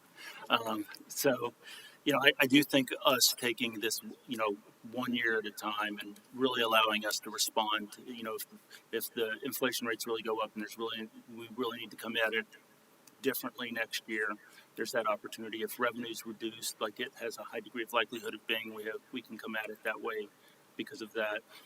And if there's a gap that we're seeing more broadly around our workforce, then it gives us a chance to close that gap. Where if we've already agreed to their increases for next year, it wouldn't allow us that opportunity unless we brought this back to council. So to me, that just seems to make sense. It allows us to protect people.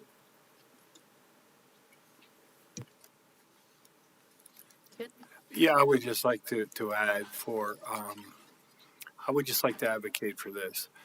I appreciate the sentiments of all of these honorable council folks who want to spend less money, and I appreciate that very much. But I think if we turn that eye to the other 85% of our budget, we could find multiple opportunities. And I really think that we should not be substituting our judgment at this late point for what was recommended to us by the folks we hired to do this. And I am in support of the original plan that we paid for. Thank you. Thank you, Mr. Wouters. Ms. Golding? Thank you. I appreciate the desire to do more for Beaches Energy, and so I don't take issue with that. I'm going to say it again. Now, the 333 to 336, we know that that's more executive level. So the reductions there, I don't have as much heartburn with that perhaps, but where I do have heartburn is with all the others reducing that recommendation from 5% to 3.5% for the first year. We have a lot of great employees here in Jacks Beach, and I don't want to discount the great work that they're doing by reducing the increase that was recommended at 5% to 3.5%. So I cannot support anything that's reducing what was recommended for all of our other employees. I definitely support making sure that Beaches Energy, that they are properly compensated, but I want to make sure all of our employees are properly compensated. So at this point, I cannot support anything that reduces the rest of the employees' increase that they get. Thank you, Ms. Golding. Mr. Horn?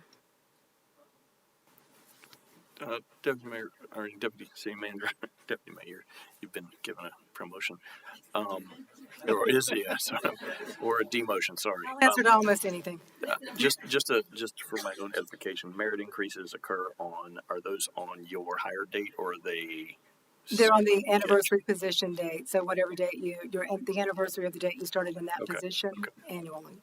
Okay, so I mean, conceptually, if we have somebody who has, so they could be getting a 6% for whatever next number percentage increase today, and then another 3% increase next month. Okay.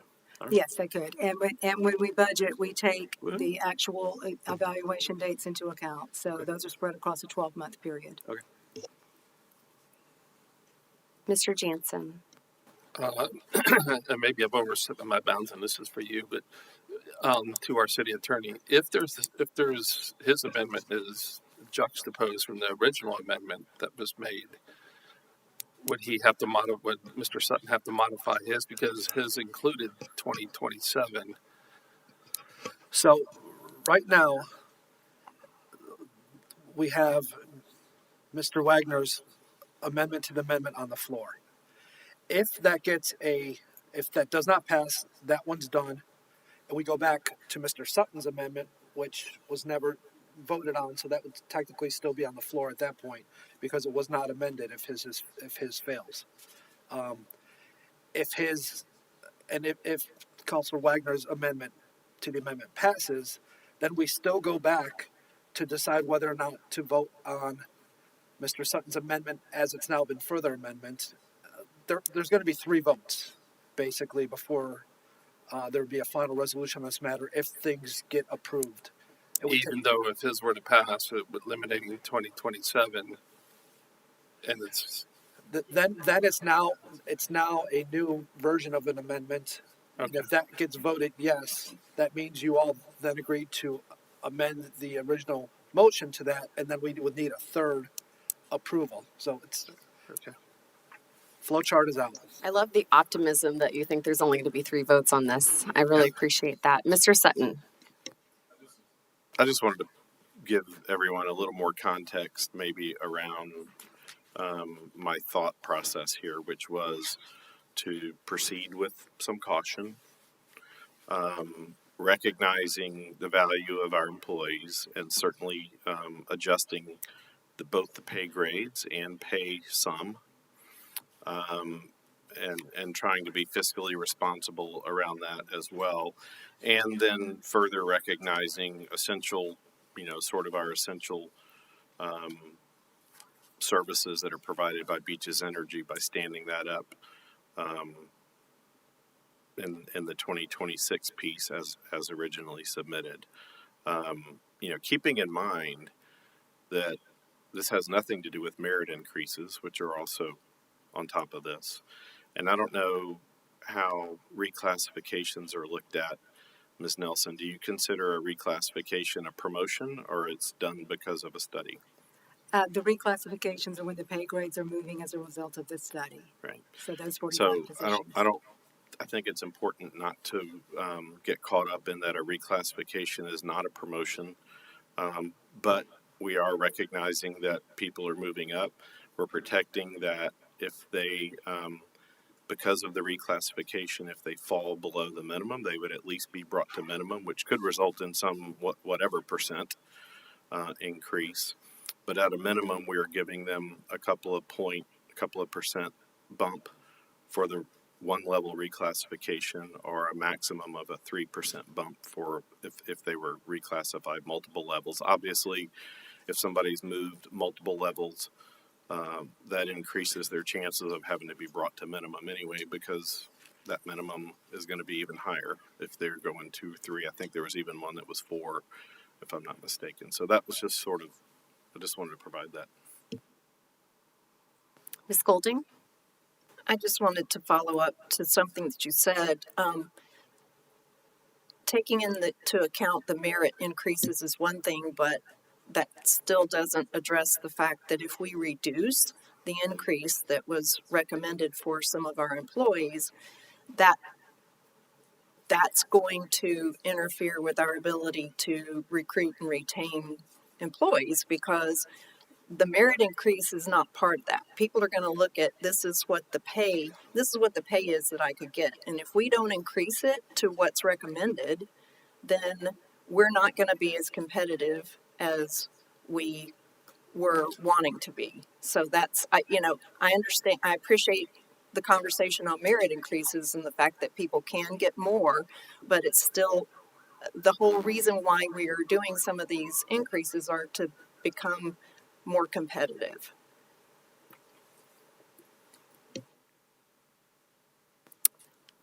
I feel it, Mr. Wagner.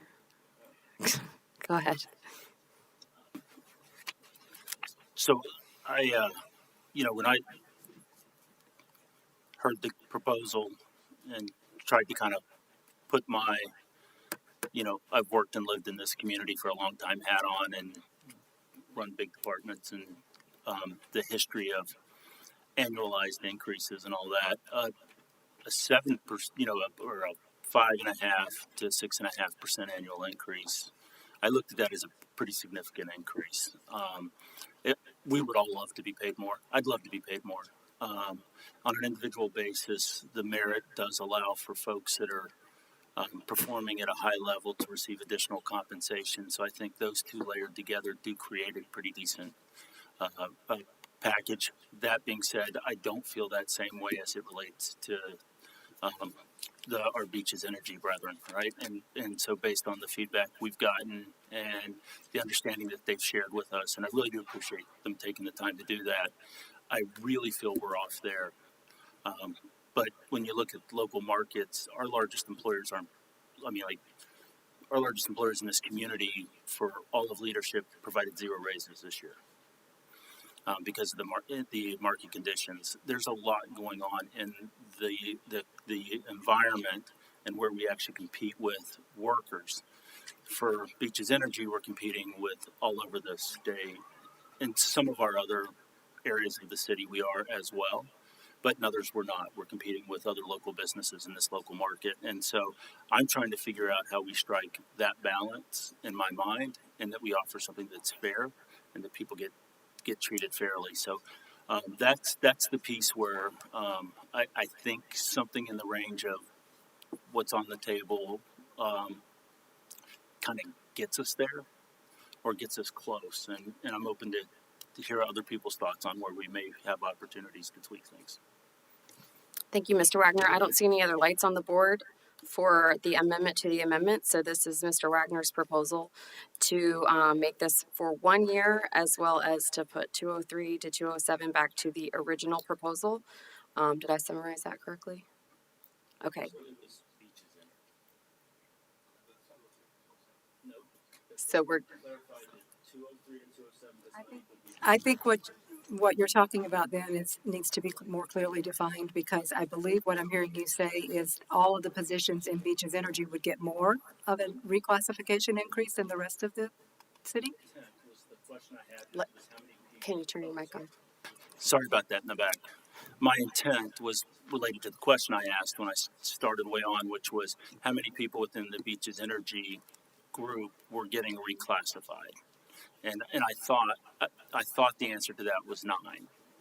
And so the second part of my amendment was to make sure that those folks weren't reduced as part of this amendment. So you would want to reduce all the pay grades except for those? No. I'm a little confused. I need some help. Because Mr. Sutton's proposal was for all of the other pay grades, which are those 300 series pay grades, except for executive management, would be increased by 3.5% instead of the proposed 5%. Are you saying that those pay grades that fall within Beaches Energy would not be reduced to 3.5%? Because those pay grades are shared across all the departments. They're not specific to Beaches Energy. Okay, so that's a third bucket that we're talking about. Right. Those the 308 So that's to 332 are pay grades that are spread across all of our departments. Some of them fall within Beaches Energy, but they also fall within every other department we have. The questions I would want to ask, I'm sure we couldn't answer right now. Which would be like, how many? I think what you're talking about now would require a revisit and a restructure of the plan. Because the proposed amendments would encompass all the pay grades, not individual positions. I'll take a.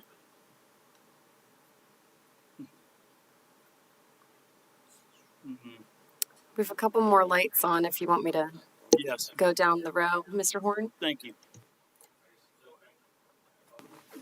The way I thought I understood it in the beginning was that we were only doing 2026 and that we were leaving the 2026 as amended originally by Councilor Sutton. That's what I thought was, and that's what I thought what you were coming up with.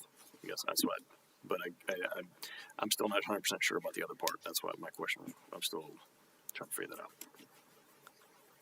Did you want to respond to that? I was going to say the poorly worded, understood data intent was to try to bring back some of the reductions that were impacting Beaches Energy, because that group, or at least parts of that group, were really off market. And so that was what I was attempting to do. It looks like the way I did it may not have fully accomplished that, or it may have overshot it, and that's what I don't know. A couple of things. We are the biggest kind of portion of the Beaches Energy employees that we found concentrated in those 203 to 207 that we recognize needed a larger increase. Right. So I think we all agree on the increases there. Those other positions within Beaches Energy that are being reclassified to a higher pay grade, that is to address any market realignment for those positions, just like it is throughout the other departments in the city. Right. So that's why we're recommending the pay grade reclassification for those positions. Right. And so am I. Yes. Okay. So you So are, it's fine that, as stated then? as stated by Mr. Sutton, with the exception of 2027. Correct? I don't want to speak for you. No, go ahead. It has to work for all of us, though, at some point, or not. Let's keep working down the lights. Mr. Sutton? I'm just going to try to provide some clarification.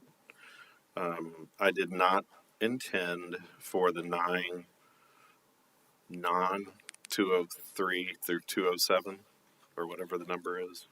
Yeah, 203 through 207. I did not intend to carve them out in the reclassification.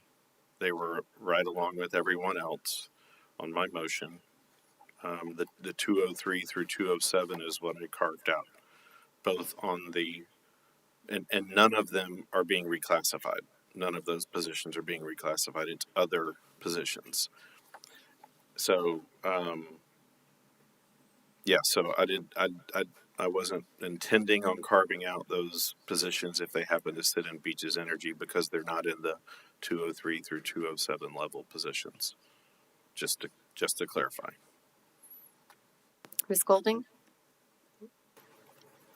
Is there anything that's forcing us to approve something tonight? No. Okay. No. The employees have been patiently waiting for the outcome of the pay study. It's been underway since May.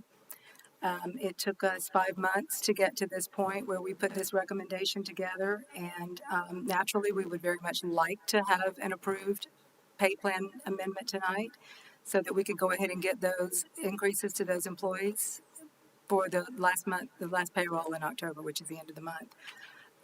But there's no regulatory or statutory reason why it has to happen right now. Okay, because again, I'll just say it again. I just feel like I'm not comfortable with all of these changes that we're discussing, and I just don't feel that my concern is approving something that's not as good as it can be and should be. So I personally am going to say that I can't support anything at this point that's changing what's recommended unless we defer and look at this a little bit further and discuss some of these changes further so we can better understand the impact that those changes would have, and make sure that we're comfortable with any decreases if we are going to approve a decrease, or we're comfortable with any increases if we're going to approve any increases.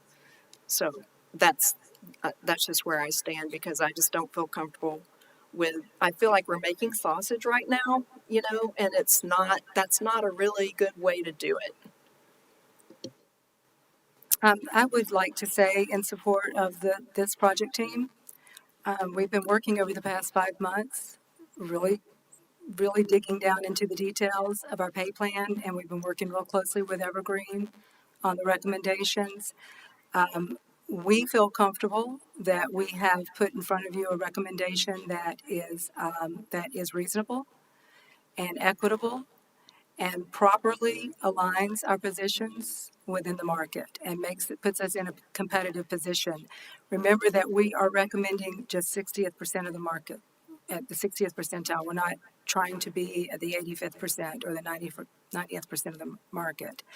We want to make sure that we have a plan that will allow us to compete right now in the marketplace and attract and retain employees.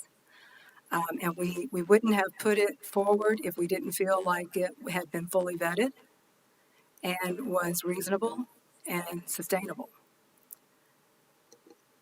I just want to also remind you that the longer that this waits and goes on, the harder it's going to be on our employees. I think them not knowing how to plan and not understanding what the increases are going to be and what the impact is going to be to them has been very difficult for them already. So I just wanted to remind you. Thank you, Ms. Nelson. We have 3 lights on the board right now. I'd like to make sure the discussion is specific to Mr. Wagner's amendment. If it's not, will you turn your light off for the time being until we're ready for you? Mr. Jansen. Yeah, so piggyback off of what Councilmember Golding said, I think that Mr. Wagner's amendment does allow us, by limiting it to 1 year, allows us to take a step back and look at all the options that we have moving forward. I'm not a big fan of pausing the whole program because that's kicking the can down the road. And to your point, employees want answers. And so I think that's probably a nice neutral ground where we approve a 1 year bite of the apple, so to speak, and then we can revisit to 2027 because we have the pay study in place and we can reevaluate, how we look at everything. I still stand strong on keeping our essential services and Beaches Energy whole. They need to be whole. As far as Beaches Energy is concerned, we rank super high in the state in downtime. It's an amazing utility, and we don't want to compromise that in any way, shape, or form. Thank you, Mr. Jansen. Mr. Wouters? Thank you, Madam Mayor. Pardon me. I just want to touch on what Ms. Nelson was saying about the study and the employees. And this reminds me of so many other things where communication has been lacking.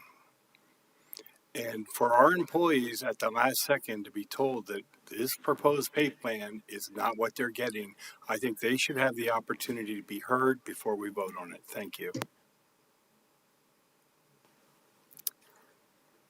Mr. Waters, your light is still on. Thank you. Okay, I don't see any other. Mr. City Attorney. Okay, with no other lights on, let me just clarify. Mr. Wagner, so your understanding of what you have on the table is to amend Mr. Sutton's motion so that it only affects or it only applies what he said for fiscal year 2026, and then the 203 to 207 language was moot because he didn't propose changing any of that. Is that okay? Everyone, I just want to make sure everyone's on the same page. Thank you. Okay, so a yes vote is to support amending Mr. Sutton's motion to be applicable for 1 year. Madam Clerk, roll call. Councilmember Golding? Yes. Councilmember Horn? Yes. Councilmember Jansen? Yes. Councilmember Sutton? Yes. Councilmember Wagner? Yes. Councilmember, excuse me, Councilmember Wouters? No. Mayor Hoffman?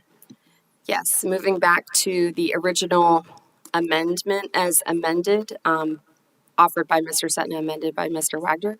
Conversation, we'll start with Mr. Jansen.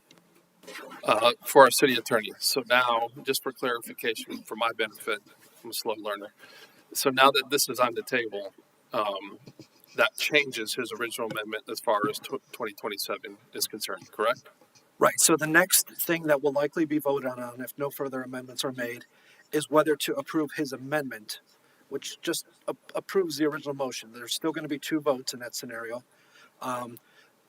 In more layman's terms, a yes vote for his amendment would be to reduce those numbers as he proposed, and a no vote would be you'd rather ultimately vote on the original motion. It's kind of a layman's way of describing it. Does that help? Yeah. Mr. Sutton. Okay, so a yes vote would be in support of the amendment that I made, but anything for 2027 would be a moot issue at this point. Yes. Okay. Yes. Because of the last vote. Got it. Thank you. Ms. Golding? But I'll remind everyone that means that if we vote yes on this, that means that we are reducing some of the increases that were recommended. Is that correct? That is correct. Okay. If we were subject to a second that would then put that as the main motion on the table. Okay. The other, is it possible to, if Mr. Sutton's motion doesn't pass, we could potentially make a motion to amend the original to just 1 year if we wanted. And then that way we maintain all the recommended increases that the staff has proposed, but we just keep it to 1 year. That is procedurally possible, yes. Okay. Yes. Because that is something that I could feel that I could support. Because again, I still can't support any decreases. Thank you. Thank you, Ms. Golding. Mr. Horn. To thank Deputy City Manager Nelson for pointing out, and I remember we discussed it previously, but we are not going to the 100th percentile here. We're getting to 60. I also thank Councilman Wagner for his comments and reminding us all that there are a lot of uncertainties in the future. Yeah, I mean, and again, hey, anybody out here, raise your hand if you like paying property taxes. Yeah, 0 hands. And if that hits the, you're gonna, I saw that one hand. If that goes out on the ballot, everybody's gonna vote yes. And then we're gonna have 0 money to pay anything. I agree that we should not. I'm starting to feel that, I can't support cutting the salaries right now, but I also think that Councilman Wagner's point of maybe taking 1 year at a time, because if next year looks wonderful, we've already done the work, we can just implement it or discuss it again then. Just my thoughts. Thank you. Thank you, Mr. Horn. Any other discussion on Mr. Sutton's amendment? I'm not going to reread the points. Hopefully everybody already has that. They would be applicable for 1 year per Mr. Wagner's amendment. See no other lights on the board. A yes vote is to accept Mr. Sutton's amendment. A no vote is we would go back to the original proposal as presented originally in this discussion by staff. Madam Clerk, roll call. Councilmember Horn, No. Councilmember Jansen, Yes. Councilmember Sutton, Yes. Councilmember Wagner, Yes. Councilmember Wouters, No. Councilmember Golding, No. Mayor Hoffman. No. Amendment fails. We'll go back to the original motion as presented. Discussion. Ms. Golding. I'd like to make a motion that we amend the original proposal to limit it to 1 year, as Mr. Wagner had suggested previously. Second. We have a motion and a second to amend the original proposal to be good for 1 year. Any discussion by council? Madam Clerk, roll call. Councilmember Jansen, Yes. Councilmember Sutton, Yes. Councilmember Wagner, Yes. Councilmember Wouters, Yes. Councilmember Golding, Yes. Councilmember Horn, Yes. Mayor Hoffman. Yes, motion carries. The original motion is as amended. Any other discussion? This is what democracy looks like. Why aren't more people running for office? I don't know. Mr. Jansen.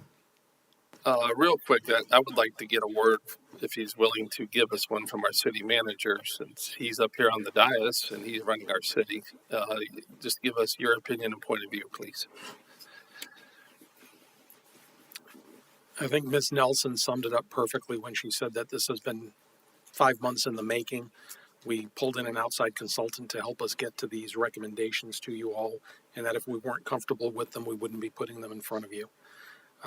Strategic plan, priority 4, goal 3, objective 2, make sure that we maintain a highly qualified and motivated workforce.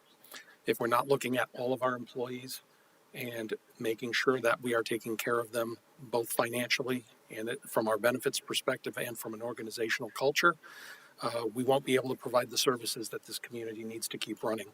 That includes our streets department out at 5 in the morning on Sunday, cleaning up after a festival. That includes our public works employees, making sure that the water plants are operating at all times of the day to give us potable water, and to make sure that our wastewater treatment plant keeps running. So we do have a lot of very important functions that this city provides that a lot of people never know go on behind the scenes. And I'll leave it at that. Thank you. Thank you, Mr. Stefopoulos. Ms. Golding? Just one quick comment in follow-up to what Mr. Stefopoulos said. There's been a lot of focus on Beaches Energy, but I'd like to mention we have Public Works. And those employees are out there when we have storms too.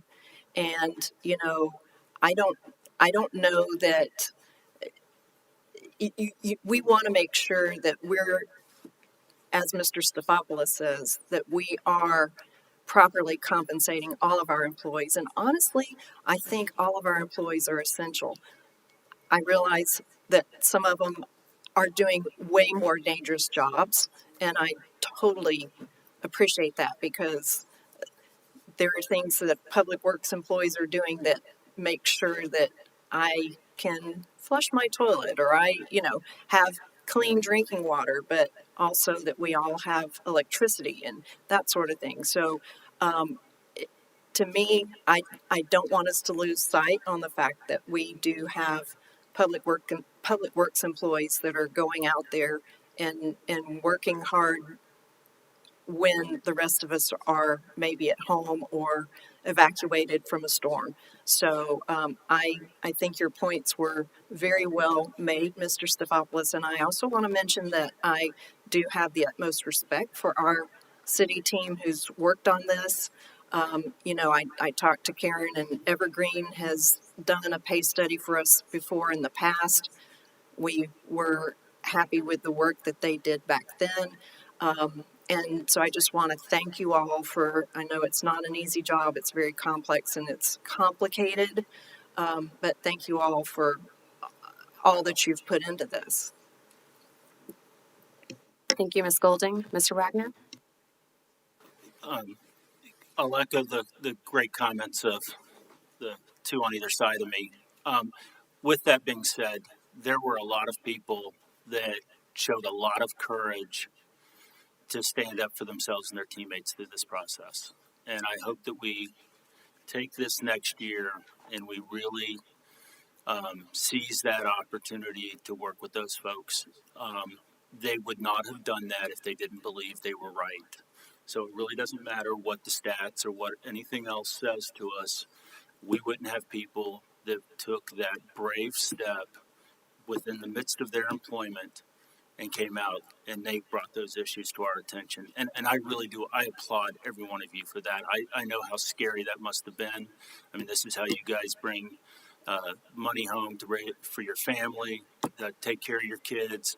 And so I know that to display that type of courage really is commendable. And so I want to thank you for that. I also want to make sure that we as a team, we take this year opportunity we have and we really figure out what is the core behind what drove those comments, and we address them. We owe that. We can talk all the niceties we want up here, but if we're not going to fix a problem that a whole workforce raised to us, it's all for naught. And so I really want to make sure that we seize that as an opportunity during this year. So thank you. Thank you, Mr. Wagner. Mr. Sutton? Yeah, I would just want to second that. I think it's worth a look, Mike and Alan, to see if there's something more to that. It certainly seems like there could be more than just pay, so something more systemic, and I appreciate that being looked into. Mr. Wagner, you good? No, we're powering through, Mr. Horn. Is that what you can? Let's get through this vote. I echo the comments of everyone else just now on the dais. I appreciate the efforts of the staff to put this together, as well as the robust conversation that we had up here on the dais. I think there was a variety of different opinions on approach, and I think we handled it maybe not expeditiously, but very respectfully, and I thank you all for that. This is definitely the hard part, where we have to make really tough decisions on allocating the resources of our city in the best way that we know how. I think that you also see that there's a lot of uncertainty right now. There's uncertainty in the economy. There's uncertainty with our projected budgets in the future, that we want to be cautious, and we want to, and part of that is to protect our internal team, but also to protect our citizens, our taxpayers, and the services that we will continue to provide no matter the cost. That's what we do, and we're going to do that. So thank you everyone for participating actively in that. I do like the 1 year amendment, just because that does give us a chance to revisit this sooner than later. And I think that Mr. Sutton's amendment was quite detailed and probably would have been a little easier to consume if we had maybe had 3 columns of here's one set of changes, here's another set, so that we could see the fiscal impact on that kind of side by side. So I would like to see that next year when we do consider this, or probably less than a year now, probably, so that we can see those all lined up and not really have to consider it as much on the fly as we did tonight. I would suggest that we revisit this during budget assumptions. I think that is a great idea. Okay, so thank you everyone for your patience. We will go ahead and did we keep it to, no, 4 votes. This was We still need one more vote. yeah, no, I'm about to do that. I was going to count the votes because you said we're 3 votes, and I said, I don't think we're only going to have 3. So the 4th vote on this item is back to the original proposal as presented and amended to be good for 1 year. And Madam Clerk, roll call. Councilmember Sutton, Yes. Councilmember Wagner, Yes. Councilmember Wouters, Yes. Councilmember Golding, Yes. Councilmember Horn, Yes. Councilmember Jansen, Yes. Mayor Huffman. Yes, motion carries. Everybody good to go ahead? Keep going? Okay, we're going to go to the ordinances. Ms. Nelson. Okay, Karen Nelson, Deputy City Manager. There are 2 ordinances before you tonight. Both of them are looking to, on the second reading, amend the pension ordinances for both the general employees and the police. Both ordinances will raise the cap, the maximum benefit cap, from $100,000 to $110,000, effective October 1st, 2025. And then increase the maximum benefit cap to $111,000, effective October 1st, 2026. And increase the maximum benefit cap to $112,000, effective October 1st, 2027. Both of these ordinances will increase the rate of interest paid for backdrop benefit from 3% to 3.5%. The first one is the general employees retirement system.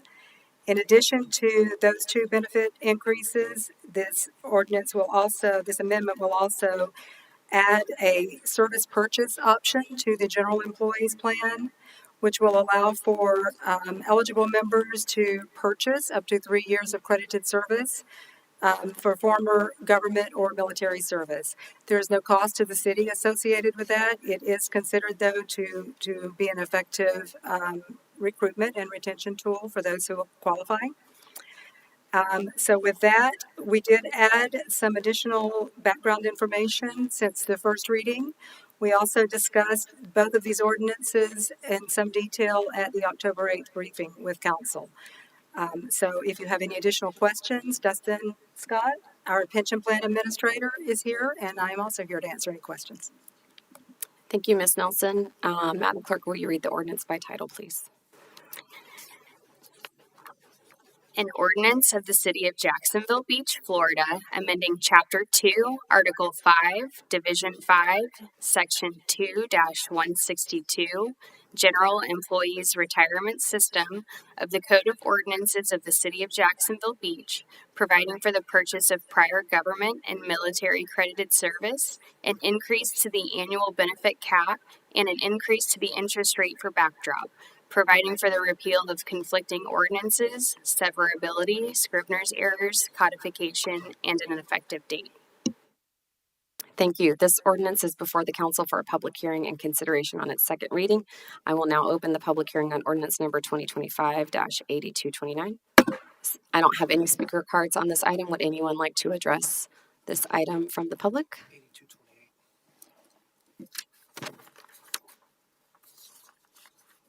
I mixed up my forms. I will now open the public hearing on ordinance number 2025-8228. Would anyone like to, can we delete that other part from the tapes in post-production? Well, is there any, I missed it. I'm glad I missed it.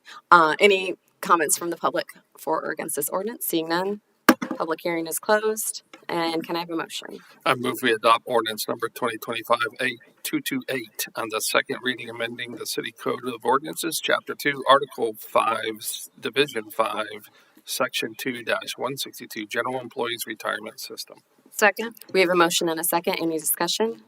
I was remiss, I'm sorry, Vice Mayor Jansen, earlier in this meeting, I forgot to thank you for covering the meeting on October 6th. I was like, why was it? I don't remember the first week. I was at the last Jaguar victory on Monday Night Football, and I was really glad to be there and enjoy that moment. That was fleeting. So we have a motion and a second. Any other discussion on the second reading? Madam Clerk, roll call. Councilmember Wagner, Yes. Councilmember Wouters, Yes. Councilmember Golding, Yes. Councilmember Horn, Yes. Councilmember Jansen, Yes. Councilmember Sutton, Yes. Mayor Hoffman. Yes, motion carries. I know you kind of covered both at the same time. Do you have any? Did cover both. So the specific next updates? ordinance is 8229, which is the police officers ordinance. Thank you. May I have the ordinance read by title, please? An ordinance of the City of Jacksonville Beach, Florida, amending Chapter 2, Article 5, Division 6, Section 2-163, Police Officers Retirement System of the Code of Ordinances of the City of Jacksonville Beach, providing for an increase to the annual benefit cap and an increase to the interest rate for backdrop, providing for the repeal of conflicting ordinances, severability, Scrivener's errors, codification, and an effective date. Thank you. This ordinance is before the council for a public hearing and consideration on its second reading. I will now open the public hearing on ordinance number 2025-8229. We do not have any speaker cards on this item. Would any member of the public like to address this item for or against? Seeing none, the public hearing is closed. Can I have a motion? I move we adopt ordinance number 2025-8229 on the second reading, amending the City Code of Ordinances, Chapter 2, Article 5, Division 6, Section 2-163, Police Officers Retirement System. Second. We have a motion and a second. Is there any discussion? Seeing none, Madam Clerk, roll call. Councilmember Wouters, Yes. Councilmember Golding, Yes. Councilmember Horn, Yes. Councilmember Jansen, Yes. Councilmember Sutton, Yes. Councilmember Wagner, Yes. Mayor Hoffman. Yes, motion carries. That was our final item. Is there a motion to adjourn? I move to adjourn. Second. All in favor signify by saying aye. Aye. Any opposed? Meeting adjourned.